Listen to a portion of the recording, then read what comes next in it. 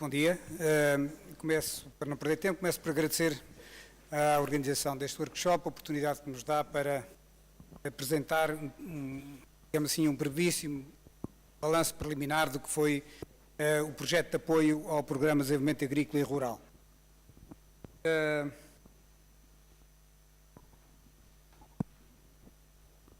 O projeto de apoio ao Programa de Desenvolvimento Agrícola e Rural, o PEDR, o Programa de Desenvolvimento Rural de Angola, é uma parceria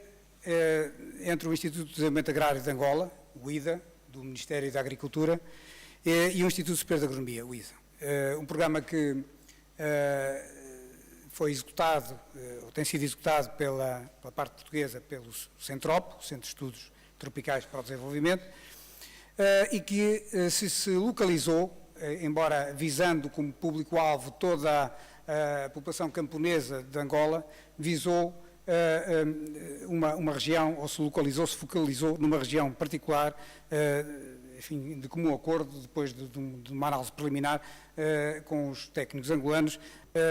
se focalizou na região, na província de Malanje, e concretamente em 3 municípios, Cacuzo, Cacolama e Calandula. O projeto iniciou-se em 2008, estava previsto inicialmente para durar 4, 5 anos, vai terminar este ano, o que exigiu algum prolongamento, que tem a ver com as dificuldades de contexto que vamos ver um pouco mais à frente. Este projeto surgiu com o objetivo global de contribuir para dar à população camponesa um lugar central nas políticas públicas de Angola. No fundo, através deste projeto, visava-se responder a um desígnio das políticas públicas angolanas, focalizado na questão do combate à pobreza, nomeadamente no meio rural e na agricultura familiar e camponesa, e na sua crescente integração no mercado. Fundamentalmente, este objetivo global atingia-se, ou procurou atingir-se, através de três vetores. Por um lado, a formação de técnicos, de quadros do Ministério da Agricultura e do IDA e das Estações de Desenvolvimento Agrário, a divulgação e ensaio de metodologias de intervenção e acompanhamento e avaliação, portanto, a questão das metodologias e da experimentação de metodologias de diagnóstico e de intervenção em desenvolvimento rural, e, finalmente, o contributo através de uma reflexão aprofundada sobre temas relevantes para o desenvolvimento rural e, portanto, para uma política de desenvolvimento rural mais adequada e mais próxima das populações. Com isto, visava-se, portanto, contribuir para que as ações desenvolvidas junto das populações camponesas, portanto, a política de desenvolvimento rural para a agricultura familiar, pudessem ser executadas por um corpo técnico sensibilizado à questão camponesa e que tivessem um desenho adequado nos planos económico, tecnológico, das questões do género, da sustentabilidade ambiental e institucional. Portanto, no fundo, era um projeto que, eu diria, não tinha como instrumentos digamos assim, a transferência de equipamentos ou o apoio financeiro ou, portanto, ações materializáveis, digamos assim, nesse campo. Era antes um projeto que visava, no acompanhamento do Programa de Desenvolvimento Agrícola e Rural de Angola, visava aperfeiçoar as políticas de desenvolvimento rural e as políticas de intervenção,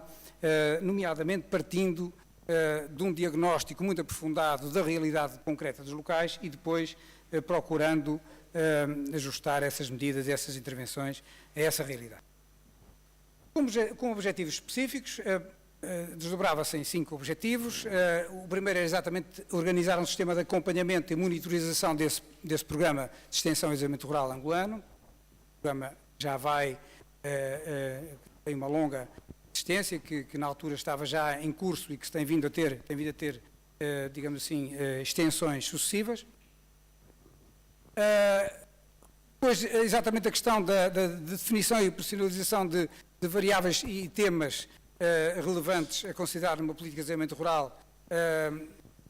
que nos propunhamos aprofundar para orientar e informar uma nova política de desenvolvimento rural que se procurava desenhar mais adequada e mais eficiente. A elaboração de planejamento local nos municípios que eram objeto de estudo. A questão muito importante da formação de quadros, como já referi, um dos vetores muito importantes, portanto, a formação de quadros, identificaram-se nomeadamente na altura dois domínios em que era importante melhorar a capacitação dos técnicos, que eram a da elaboração e avaliação de projetos agrícolas e rurais e na elaboração de planejamento local. E, finalmente, contribuir para o desenho de políticas de desenvolvimento rural destinadas às famílias camponesas mais adequadas e mais eficientes. Muito brevemente, passando pela metodologia de abordagem a estes objetivos, o projeto começa por, como vos disse já, dar uma grande importância ao diagnóstico e ao conhecimento, quer do território-alvo, quer da população-alvo. E, portanto, parte muito da ideia de que qualquer intervenção no meio rural, e em particular na agricultura camponesa, não deve ser feito sem, primeiro, um conhecimento muito detalhado da realidade local, sem o que corremos o risco de desperdiçar recursos e de criar, nomeadamente, até conflitos com as populações que não se identificam com essas intervenções. Portanto, isto significa que se começou por uma caracterização do território da população-alvo através da recolha de informação secundária, de entrevistas a técnicos das estações de desenvolvimento agrário, a administradores municipais, aos SOBAs, etc. Portanto, um trabalho de levantamento e de conhecimento no local muito aprofundado. Depois a caracterização, e eu sublinho este segundo ponto, que é talvez o ponto que representou e envolveu um maior número de recursos e de tempo, foi a caracterização da população-alvo, portanto, das famílias daquelas 9 aldeias distribuídas pelos 3 municípios que referi. Um levantamento quase exaustivo, fez um primeiro inquérito preliminar a todas as famílias dessas 9 aldeias e depois, através de métodos estatísticos, identificou-se uma amostra representativa e fizeram-se depois inquéritos muito detalhados visando o estudo e acompanhamento dessas famílias das 9 aldeias selecionadas. Depois criou-se um sistema de avaliação e monitorização do PEDR através de inquéritos a todas as EDAs do país, num esforço que veremos à frente foi totalmente conseguido, bases várias, e finalmente eu referia a questão dos temas e da reflexão sobre temas relevantes para uma política de desenvolvimento rural, para os quais nós constituímos grupos de trabalho com técnicos do próprio Instituto de Desenvolvimento Agrário, temas diferenciados, desde a questão do género, à questão dos temas das culturas, até à inovação e transferência de tecnologia, os problemas da pequena agroindústria associada à agricultura familiar, enfim, uma série de 7 temas para os quais foram constituídos grupos de trabalho para reflexão e, tirar ensinamentos que devem nortear uma política de desenvolvimento rural. A par disto, ou para além disto, e talvez isto seja muito importante destacar, ao longo do projeto fez o acompanhamento e estudo de temas e experiências diversas naquela área de influência do projeto. Nomeadamente, acompanhou-se com um grande detalhe a economia das famílias, através dos tais inquéritos e do acompanhamento sistemático dessas famílias. Acompanharam-se experiências e estudaram-se experiências no campo das associações e cooperativas, da organização comunitária. Acompanharam-se experiências de inovação tecnológica, em particular da introdução da tração animal, de tração mecânica e outras. Destaco a questão da instalação de moinhos de mandioca em 9 das 9 aldeias, beneficiando essas aldeias e as aldeias limítrofes. Eu destaco este ponto porque foi um ponto que não estava inicialmente previsto no projeto, mas que resultou exatamente do conhecimento da realidade e da interpretação dos anseios das populações, que desde a primeira visita que fizemos, o primeiro pedido que faziam era exatamente a instalação de moinhos de mandioca, por se tratar, como sabem, o moer a mandioca, um trabalho muito pesado quando feito manualmente com o pilão. Portanto, era uma reivindicação das mulheres, particularmente, que são elas que fazem esse trabalho, que em todas as aldeias se repetia insistentemente e que acabou por, no percurso do projeto, nos levar a redirecionar alguns recursos financeiros, nomeadamente para esta ação, que foi um enorme êxito pelo impacto que teve na melhoria da qualidade de vida das populações, pelo impacto que teve na mudança da organização do tempo da família e da mulher em particular, que passava horas, muitas horas por dia, a preparar a farinha de mandioca, quando passou, em alguns segundos, a moer a sua mandioca no moinho comunitário. Para além disso, esta experiência, devo referir, foi também muito interessante do ponto de vista da própria gestão dos moinhos. Os moinhos não foram dados às populações, foram vendidos por metade do seu valor e as populações pagavam um valor muito baixo pela utilização do moinho e havia uma equipa, ou criou-se uma equipa que obrigatoriamente tinha uma mulher, uma equipa de 3 elementos, um operador da máquina, que teve formação para isso,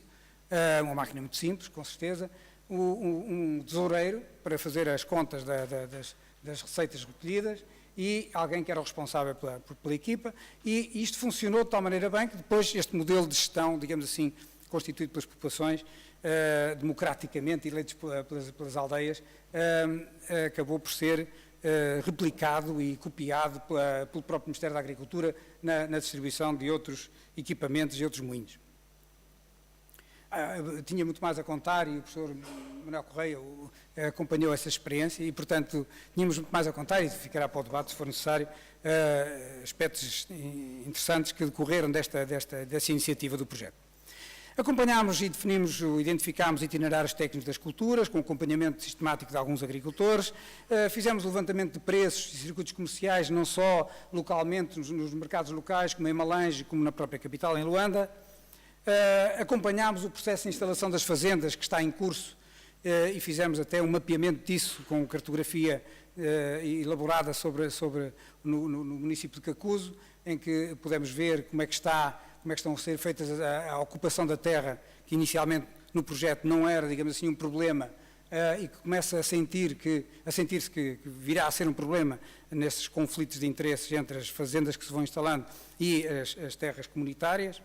Finalmente, tivemos um acompanhamento muito detalhado e a par e passo do funcionamento das estações de desenvolvimento agrário com quem trabalhamos muito de perto. Dito isto, muito rapidamente,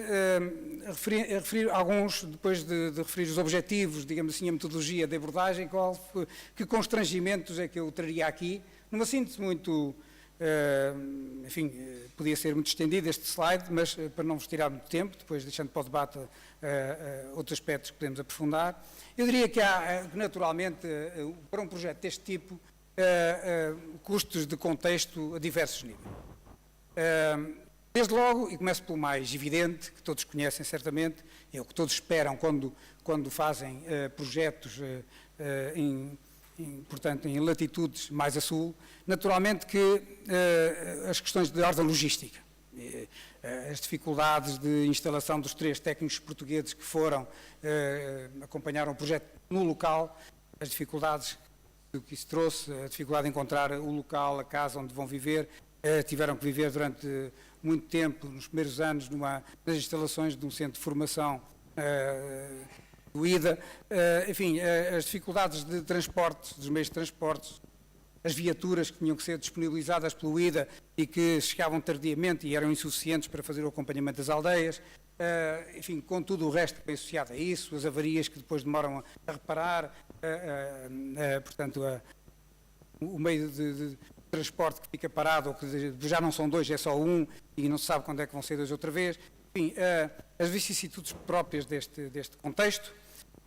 O problema dos vistos, que todos conhecerão, a dificuldade de obter vistos atempadamente para fazer viagens e, portanto, muitas vezes dificultando a própria deslocação da equipa, de alguns elementos da equipa a Angola. Podemos continuar a dar exemplos disso, é natural, todos conhecem certamente e, portanto, são custos de contexto de logística que eu agrupava neste primeiro ponto. Num segundo patamar, eu referia as questões de ordem da organização institucional.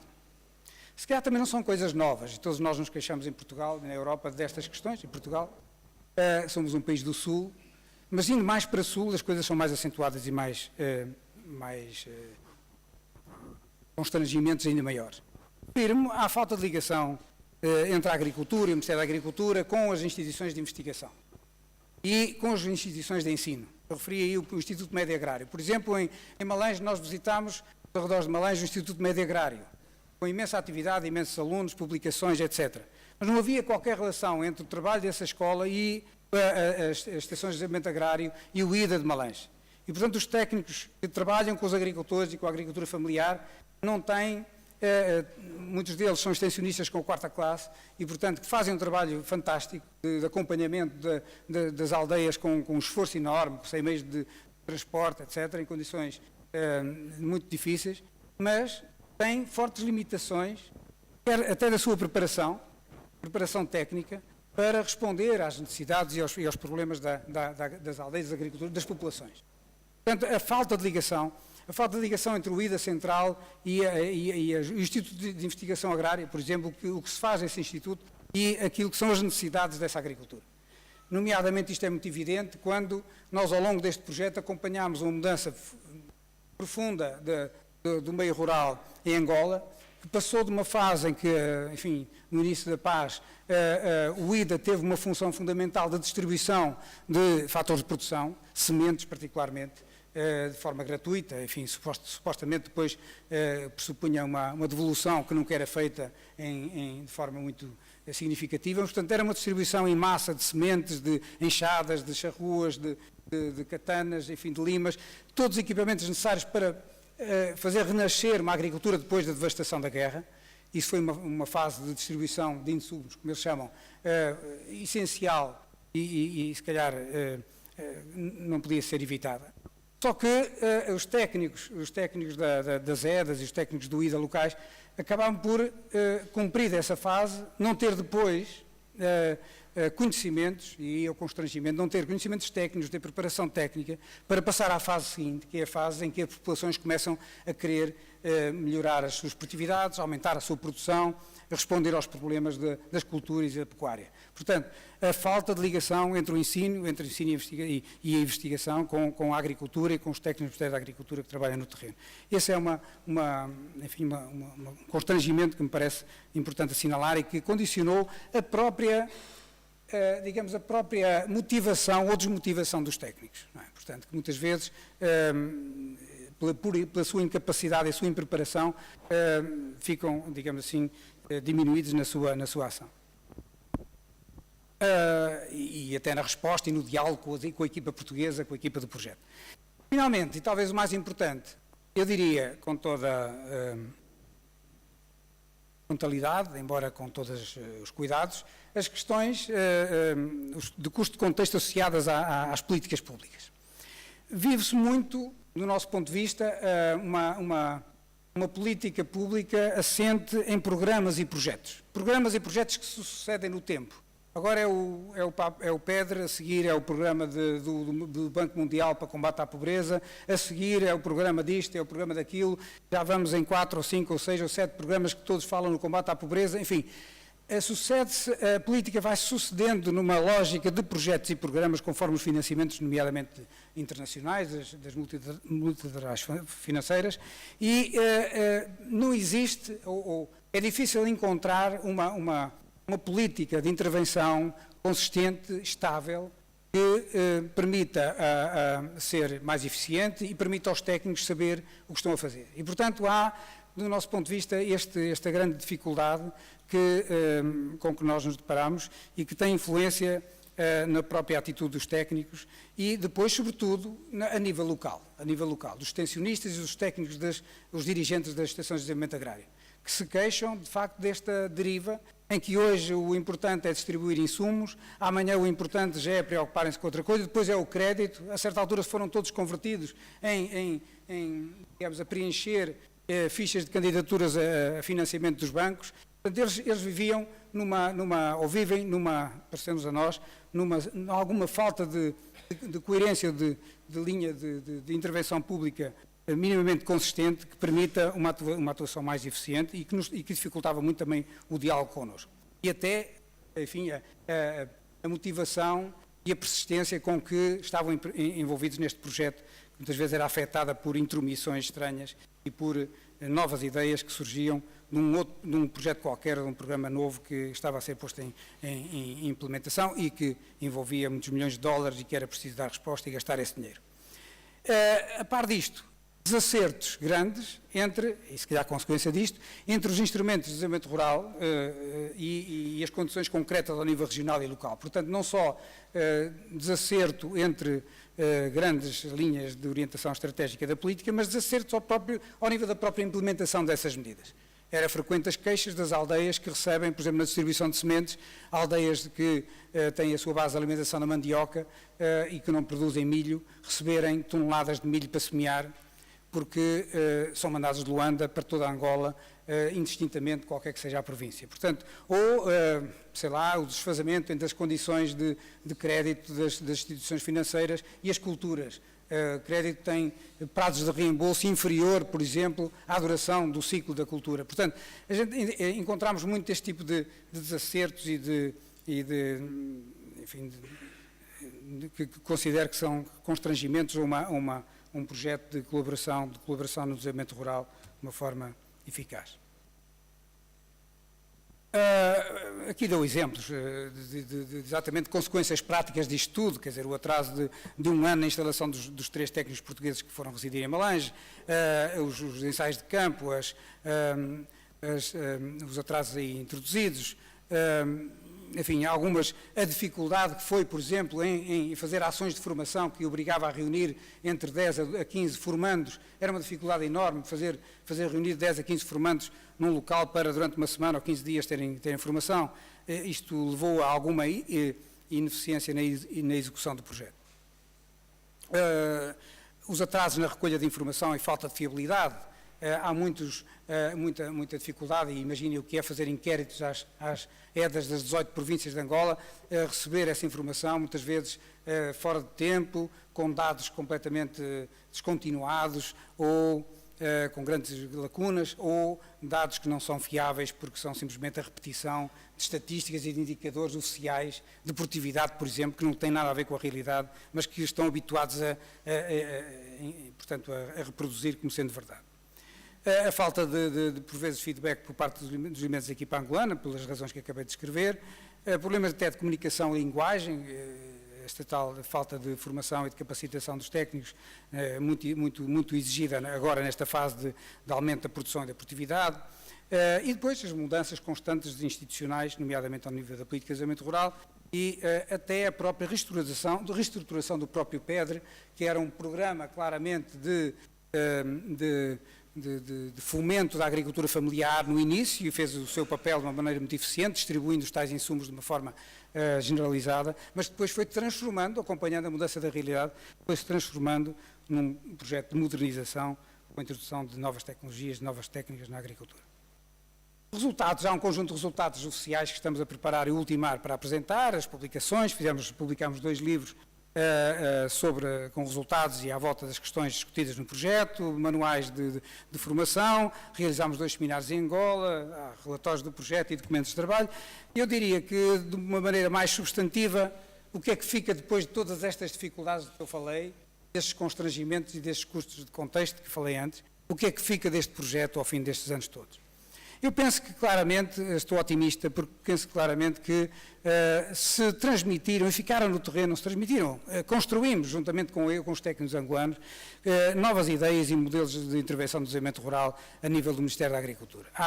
Houve realmente uma reflexão permanente, nós fizemos muitas missões, praticamente 2 em 2 meses íamos a Angola e visitávamos as aldeias e, portanto,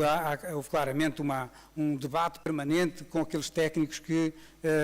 nos ajudaram e com quem em conjunto fizemos, portanto, instalámos novas ideias e novos modelos de desenvolvimento de intervenção na agricultura familiar. A divulgação e implementação bem-sucedida de metodologias de desenvolvimento rural, aqueles técnicos tiveram que seguir a par e passo os passos do projeto e, portanto, toda a fase quer de recolha e diagnóstico, quer depois de intervenção e de acompanhamento de experiências, eu penso que isso foi uma mais-valia do projeto. A questão da formação dos quadros, a formação, digamos assim, mais sistemática em cursos, ações de formação, quer do IDA, quer das EDAs, quer das próprias administrações comunais. E, finalmente, também me parece importante toda a reflexão mais aprofundada que isto proporcionou e que deu origem, nomeadamente, a uma tese de mestrado e um doutoramento que está em conclusão, e que representa, portanto, um esforço, um contributo do projeto para a questão do desenvolvimento rural e da agricultura familiar. Com isto eu passava à frente. Eu penso que as fotografias que tenho para mostrar não são de plantas, não produzem biodiesel, são as pessoas, e agradeço-vos a todos e agradeço às populações de Malães. Muito obrigado.